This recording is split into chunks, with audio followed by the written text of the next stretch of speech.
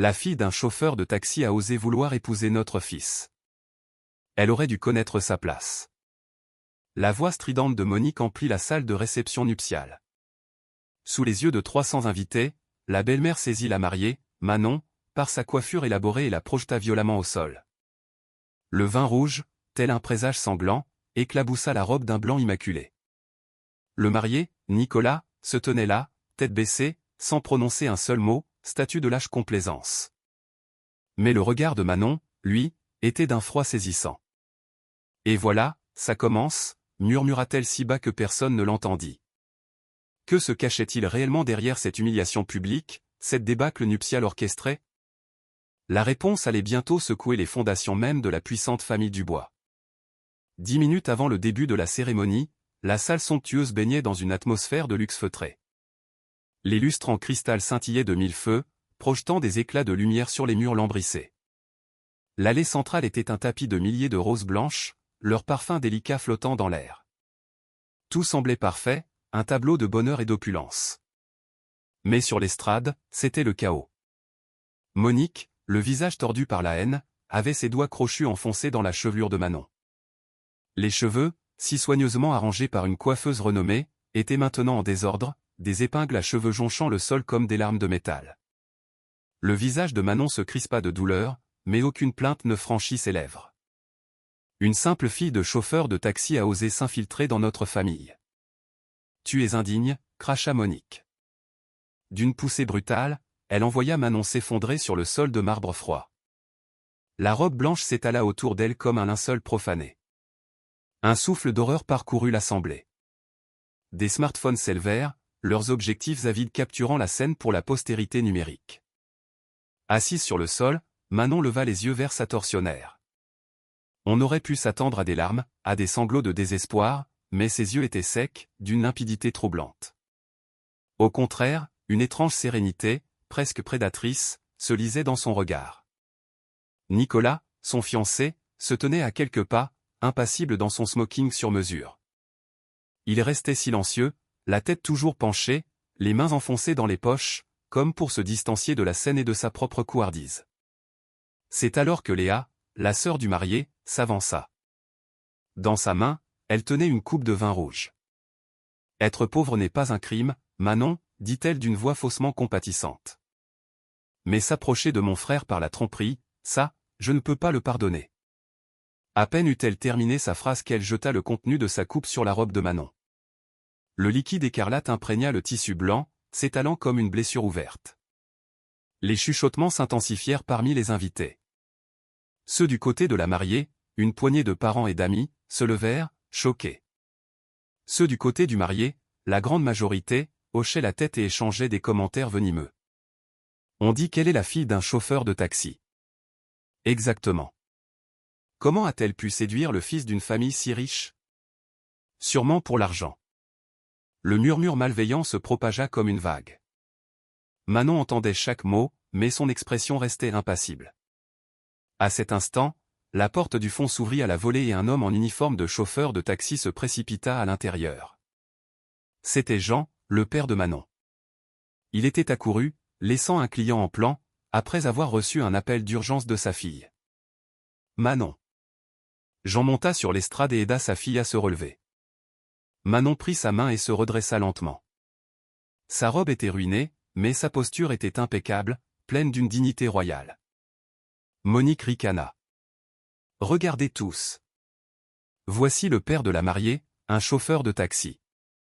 Pas vraiment de notre monde, n'est-ce pas ?» Le brouhaha reprit de plus belle. Le visage de Jean devint écarlate, un mélange de honte et de fureur. Mais Manon serra fermement la main de son père. Elle s'avança vers le centre de l'estrade et prit un micro. Monique. La voix de Manon était étonnamment calme.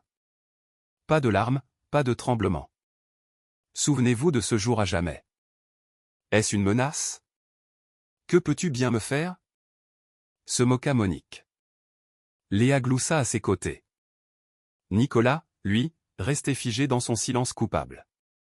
Manon reposa le micro. Avec son père, elle descendit de l'estrade et traversa la foule des invités. Quelqu'un murmura, après une telle humiliation, elle a encore tant de fierté. N'est-ce pas un peu arrogant? Manon ne prêta aucune attention. Elle quitta la salle sans un regard en arrière. Dehors, la Citroën 2CV de son père l'attendait. Manon s'installa sur la banquette arrière. La robe souillée mouilla le tissu usé du siège, mais elle n'en avait cure.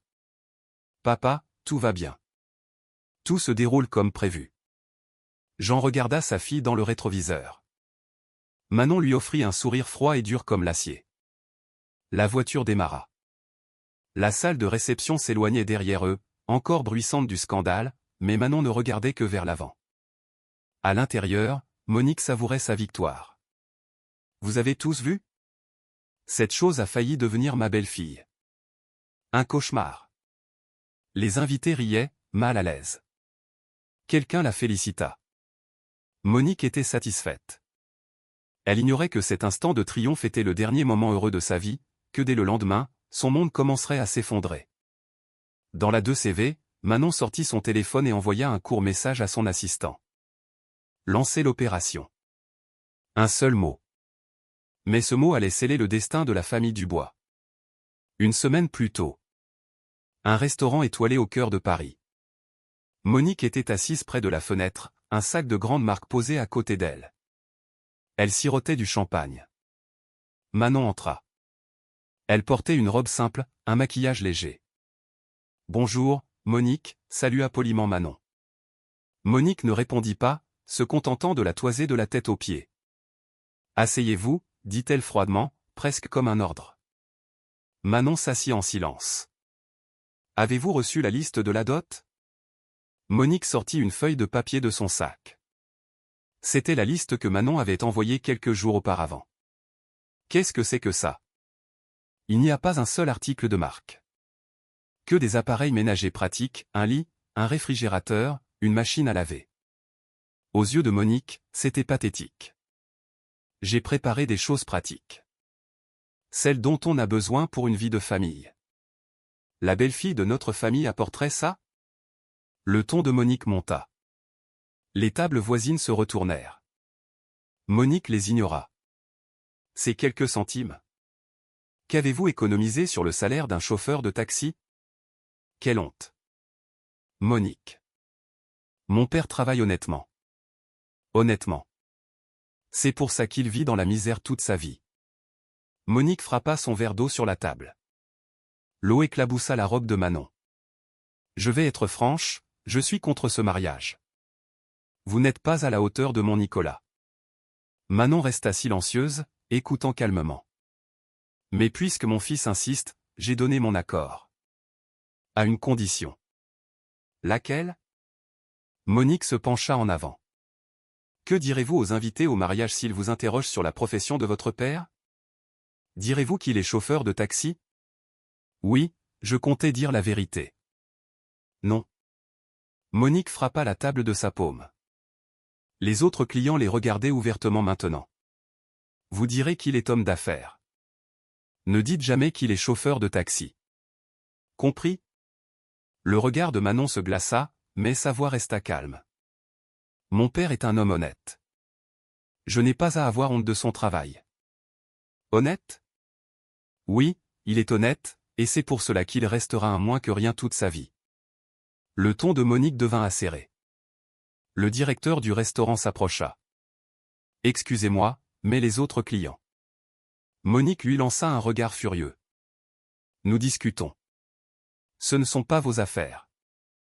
Le directeur s'écarta, penaud. Manon essuya les gouttes d'eau sur sa robe avec une serviette. Lentement, imperturbablement. Je ferai comme vous le demandez, Monique. Je dirai qu'il est homme d'affaires si cela peut vous rassurer. L'expression de Monique s'adoucit légèrement. Elle était surprise que Manon cède si facilement. Pourquoi ne pas l'avoir dit tout de suite? Une belle-fille doit obéir à sa belle-mère. Elle but une autre gorgée de champagne. Manon leva lentement son verre d'eau. Mais puis-je vous poser une question? Laquelle? Ai-je fait quelque chose de mal? J'ai l'impression que vous ne m'aimiez pas avant même ma rencontre avec Nicolas. Monique se figea un instant, puis eut un rictus froid. Fait quelque chose de mal? Votre naissance. Voilà ce qui est une erreur. Les gens de notre cercle doivent fréquenter les gens de leur cercle. C'est la loi de la vie. Manon reposa son verre. Ses yeux devinrent encore plus froids. La loi de la vie. Compris. Je n'ai plus rien à dire. Vous pouvez partir. Monique se leva, prit son sac et sortit. Manon resta assise. Un serveur s'approcha. Vous désirez commander quelque chose? Non, je pars aussi. Manon se leva et régla l'addition, y compris le champagne de Monique. Le serveur semblait inquiet. Tout va bien, madame? Oui, tout va bien. Manon quitta le restaurant et héla un taxi. Dans la voiture, elle regardait par la fenêtre les lumières scintillantes de Paris. Le chauffeur demanda, quelque chose ne va pas? Vous avez l'air contrarié. Non, quelque chose de bien va bientôt arriver, sourit doucement Manon. Mais il n'y avait aucune chaleur dans ce sourire. 3 jours avant le mariage. La grande maison de campagne de la famille Dubois. Une bâtisse de 3 étages, perchée sur une colline dans un quartier prestigieux. Manon sonna. Elle tenait un panier de fruits et un coffret de bœuf de Kobe. Une femme de ménage ouvrit. Entrez, s'il vous plaît. Dans le hall, un lustre opulent. Le sol en marbre brillait. Des tableaux de maître ornaient les murs. La famille Dubois était réunie dans le salon. Monique et Léa sur un canapé. Pierre, le chef de famille, lisait un journal dans un fauteuil. Bonjour Monique. Pierre, enchanté de vous rencontrer. Manon s'inclina poliment. Pierre jeta un coup d'œil par-dessus son journal, sans répondre. Posez ça là, dit Monique en désignant les cadeaux. Manon les déposa sur une table basse. Léa la dévisagea. Manon, tu n'es pas maquillée aujourd'hui? Si. Je ne me maquille juste pas de façon très prononcée. Ah, d'accord. Moi, je me maquille entièrement tous les jours. Sinon, les gens ne me reconnaissent pas. Léa éclata de rire, suivie par sa mère. Notre Léa est blogueuse. Elle a 200 000 abonnés sur Instagram. C'est merveilleux, répondit calmement Manon. Monique se leva et désigna la cuisine. Il y a un tablier là-bas. Je veux voir comment vous cuisinez. Préparez-nous le dîner. Maintenant. À moins que vous ne sachiez pas faire? Non, je sais faire. Manon se dirigea vers la cuisine, vaste et équipée des derniers appareils. Le réfrigérateur était plein. Elle enfila un tablier et commença à cuisiner. Elle prépara un coq au vin, un gratin dauphinois, une salade lyonnaise. De la cuisine, elle entendait la conversation du salon. Pourquoi Nicolas a-t-il choisi une fille pareille? Demanda Léa. Exactement. Ni visage, ni famille, répondit Monique. Sans argent, mais pleine d'arrogance, ajouta la voix de Pierre. Les mains de Manon se mirent à trembler. Elle faillit se couper avec le couteau. Elle prit une profonde inspiration. Il faut juste que le mariage ait lieu, et ensuite on s'arrangera pour qu'il divorce discrètement, dit Pierre. Je pense que c'est la meilleure solution pour ne pas traumatiser notre fils, approuva Monique. Je suis d'accord. Le bonheur de mon frère avant tout, renchérit Léa. Manon serra le bord de l'évier. Les veines de ses mains saillirent. Elle sentit les larmes monter mais les refoula. 1 heure plus tard, le dîner était prêt. Manon dressa la table. C'est prêt. Je vous en prie. La famille Dubois s'attabla. Monique goûta une bouchée du coq au vin et fit la grimace. C'est fade. Immangeable. Elle repoussa son assiette. Léa prit un morceau de pomme de terre, le porta à sa bouche et le recracha aussitôt dans sa serviette. Je passe. Je n'ai pas d'appétit. Elle se leva et retourna au salon. Pierre continua de manger sans un mot. Nicolas dit timidement, « Moi, je trouve ça bon. » Monique foudroya son fils du regard. Nicolas se tut et posa sa fourchette. Manon regardait son assiette, sans en toucher une miette. Une boule dans la gorge l'empêchait d'avaler. « Vous savez faire la vaisselle ?» demanda Monique. « Oui. » Alors, débarrassez tout. Nous allons regarder la télévision. La famille Dubois retourna au salon, la laissant seule dans la cuisine avec des dizaines d'assiettes et de casseroles. Ses mains devinrent rouges et gonflées. 1 heure plus tard, elle avait terminé. Elle retourna au salon. J'ai tout nettoyé. Je dois y aller. Attendez. C'était la première fois que Pierre s'adressait directement à elle.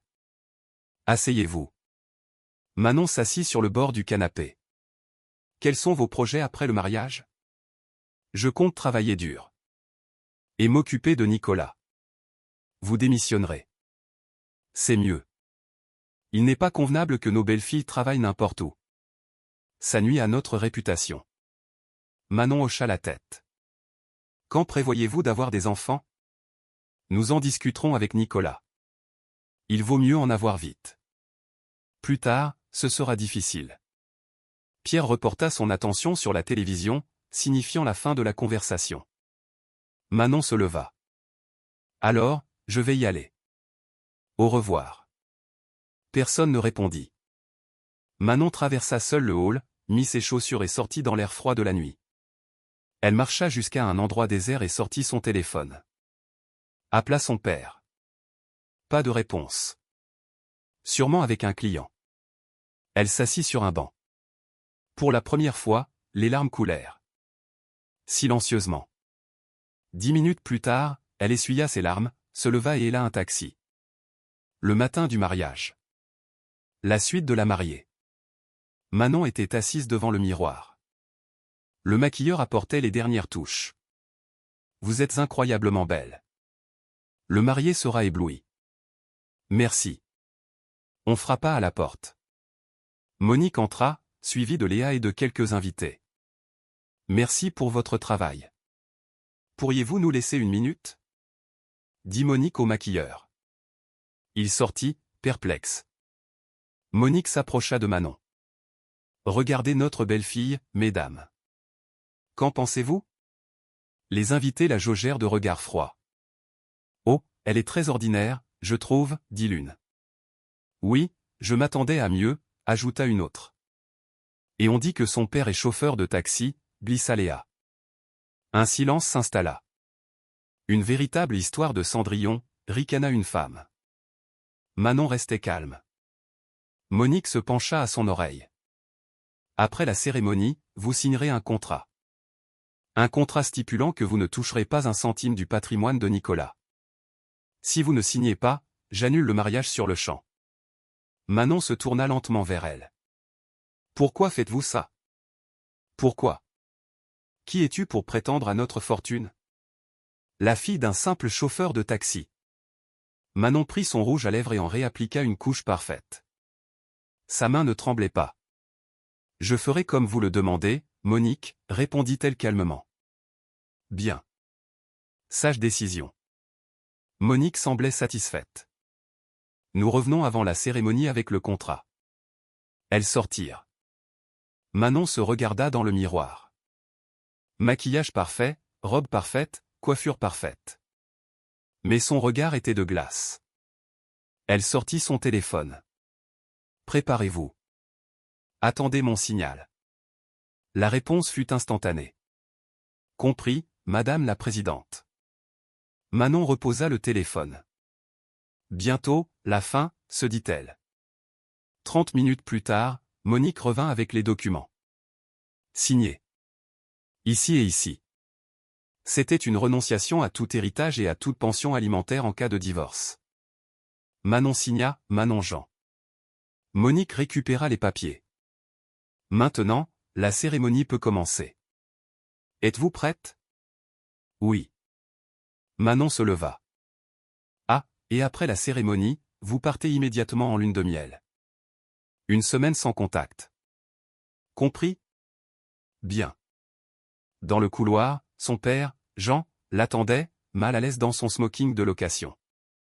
Manon, tu es si belle. Des larmes perlaient dans ses yeux. Tout va bien, papa. Tout ira bien. Elle prit son bras. Les portes de la salle s'ouvrirent. La marche nuptiale retentit. Mais avant même qu'elle puisse faire un pas, un cri s'éleva de la salle. Monique avait couru sur l'estrade. Ce mariage n'aura pas lieu. Les 300 invités se tournèrent vers elle. « Maman, qu'est-ce qui se passe ?» demanda Nicolas, confus. « Tais-toi. On m'a trompé. » Monique pointa un doigt accusateur sur Manon. « Cette femme s'est infiltrée dans notre famille pour s'emparer de nos biens. » C'était un mensonge éhonté, mais peu lui importait. Manon s'avança calmement. « Monique, que dites-vous » Sa voix était stable. « Ce que je dis ?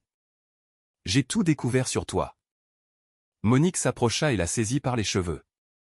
Le bouquet tomba. La fille d'un chauffeur de taxi a osé, Monique la tira au sol.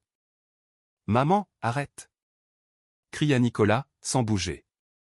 Léa arriva avec le vin rouge. Être pauvre n'est pas un crime. Mais une menteuse, je ne peux pas le pardonner.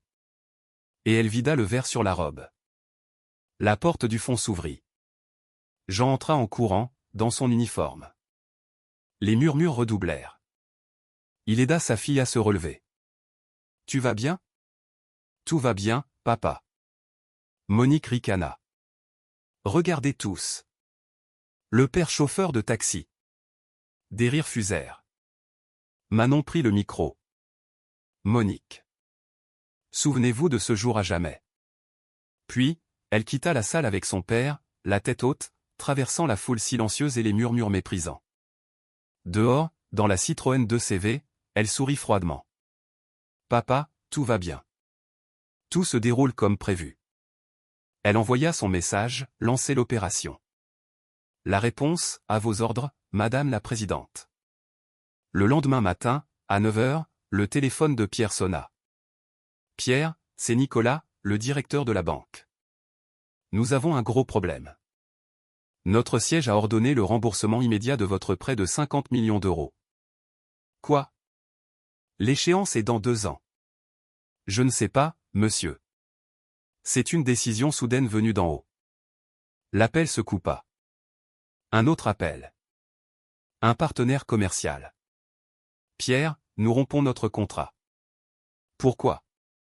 Nous travaillons ensemble depuis 10 ans. Ordre de la direction.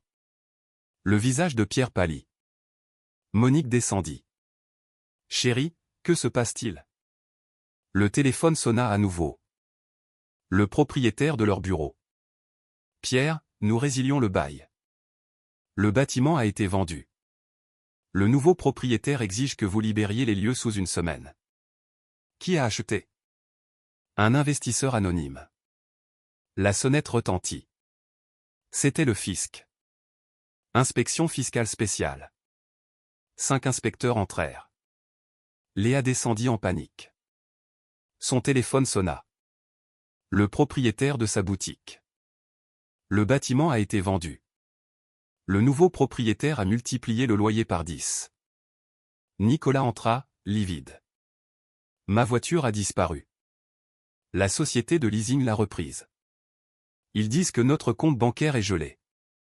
La famille Dubois était réunie, en état de choc. Que diable se passe-t-il ? Hurla Pierre. Il appela le directeur de son entreprise. Nos actions chutent. Quelqu'un vend massivement. Le cours a perdu 30%. Et les autres banques réclament aussi le remboursement de tous nos crédits. Un total de 200 millions d'euros. À rembourser sous une semaine. Pierre faillit s'évanouir. Olga se mit à pleurer. Mon frère, c'est à cause de Manon. Nicolas se souvint de ses derniers mots. Monique essaya d'appeler Manon. Téléphone éteint. Pour la première fois, la peur l'envahit. Elle se souvint de ce qu'elle avait fait. Le regard froid et déterminé de Manon. Elle comprit qu'elle avait provoqué quelqu'un qu'il ne fallait pas provoquer.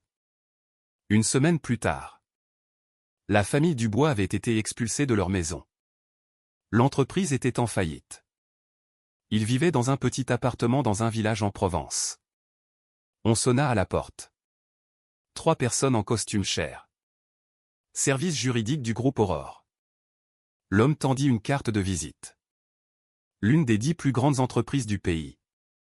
Notre présidente a racheté toutes les dettes de votre entreprise. Ainsi que cette maison, le bâtiment de la boutique de Léa, et celui de votre entreprise. Tout lui appartient. Qui est votre présidente? Demanda Pierre. La secrétaire montra une tablette. Sur l'écran, une photo de Manon. Présidente du groupe Aurore, Manon Jean. Fortune héritée de son grand-père, estimée à 2 milliards d'euros. Monique hurla. Léa tremblait. Madame la présidente a hérité de l'entreprise au début de la vingtaine, expliqua l'avocat. Mais elle voulait trouver le véritable amour, alors elle a caché son identité. Son père est bien chauffeur de taxi, par choix. Elle l'adore et ne pardonne jamais à ceux qui insultent sa profession. Pierre s'effondra. Monique devint blême. J'ai tiré les cheveux de la présidente. Et j'ai versé du vin sur elle. Pleura Léa.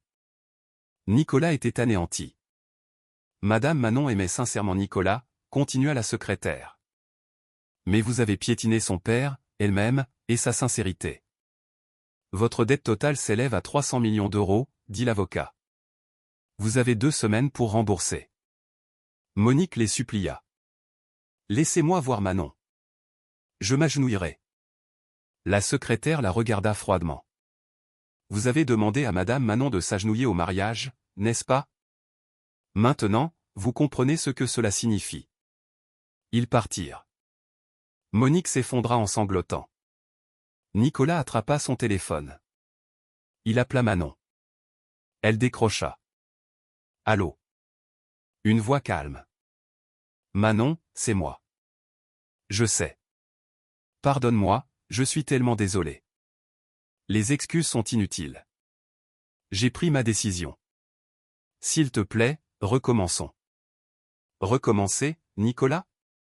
Nous n'avons jamais commencé. Tu n'as même pas arrêté ta mère quand elle m'a agressé. C'est ton vrai visage. Sois heureux. Elle raccrocha. Le téléphone de Nicolas tomba et se brisa sur le sol. Une semaine plus tard, dans un village de Normandie. Un petit café de quartier venait d'ouvrir.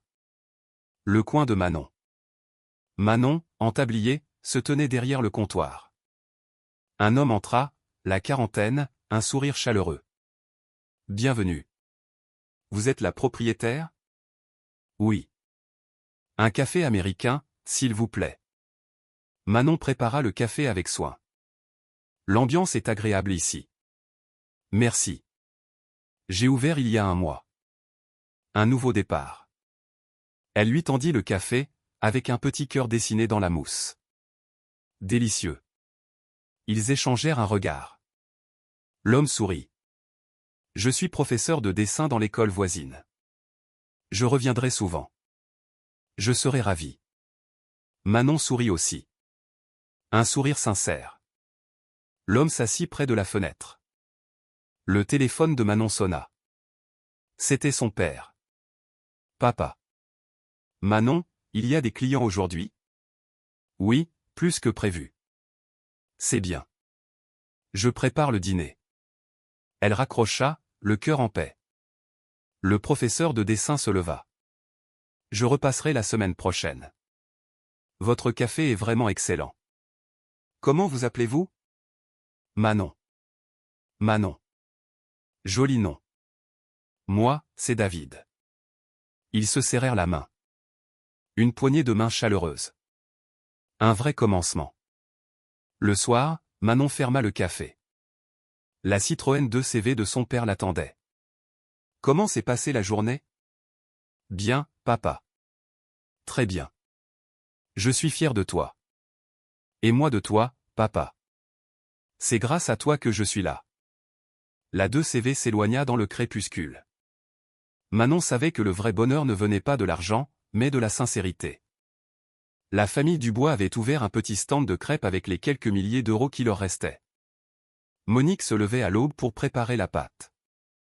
Léa prenait les commandes. Pierre faisait la plonge. Nicolas livrait. Un soir, Monique vit Manon aux informations. La présidente du groupe Aurore, Manon Jean, a fait un don de 100 millions d'euros pour des bourses d'études. À l'écran, Manon souriait, radieuse. Monique éteignit la télévision. Elle ne pouvait plus regarder. Elle savait ce qu'elle avait perdu. Et qu'il n'y avait pas de retour en arrière possible. La nuit tomba. De sa petite chambre, Manon regardait les étoiles. Elle était heureuse, vraiment. Et elle savait qu'elle le serait encore demain.